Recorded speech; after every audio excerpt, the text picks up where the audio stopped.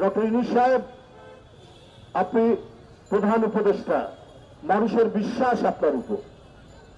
আপনি চাই আপনার হাত দিয়ে একটি অবাধ সুষ্ঠু নির্বাচন নিশ্চিত হবে।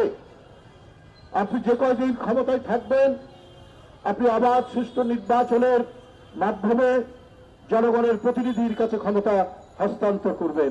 এই ধরনের একটা গভীর বিশ্বাস জনগণের। কিন্তু যদি গড়িমসি হয় তাহলে তো এটা ভিন্ন মাত্রা নেবে।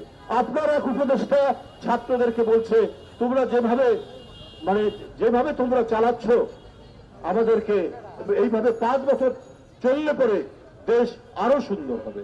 তারপরে নির্বাচনের দরকার নাই।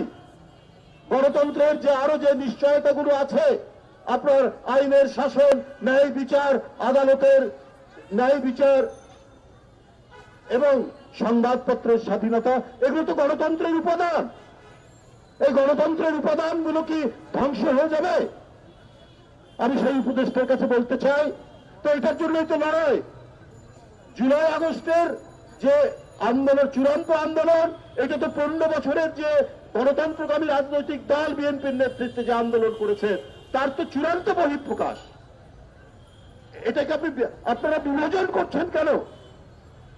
এই 15 বছরের মধ্যে ইলিয়াস নেই, সুমন নেই, চৌধুরী আলম নেই, অদৃশ্য করা হয়েছে। এদেরকে কেন করা হয়েছে? কারণ এরা সোচ্চার ছিল অবাধ সুষ্ঠু নির্বাচন এবং ফ্যাসিবাদ থেকে বাংলাদেশের মুক্তিকর ঘটানো। এই কারণেই তো জীবন দিয়েছে। সেই জীবনের একটা চূড়ান্ত বহিঃপ্রকাশ দেখলাম। শিশু, তরুণ, কিশোররা জুলাই আগস্টে তারা জীবন দিয়ে শেখ হাসিনাকে বিতরণ করেছে। আমরা উপদেষ্টা সাহেবদেরকে বলবো যে আপনারা এগুলোকে এই 15 বছর 16 বছরের আন্দোলন আর জুলাই আগস্টের আন্দোলনের মধ্যে বিভাজন রেখা তৈরি করছেন কেন?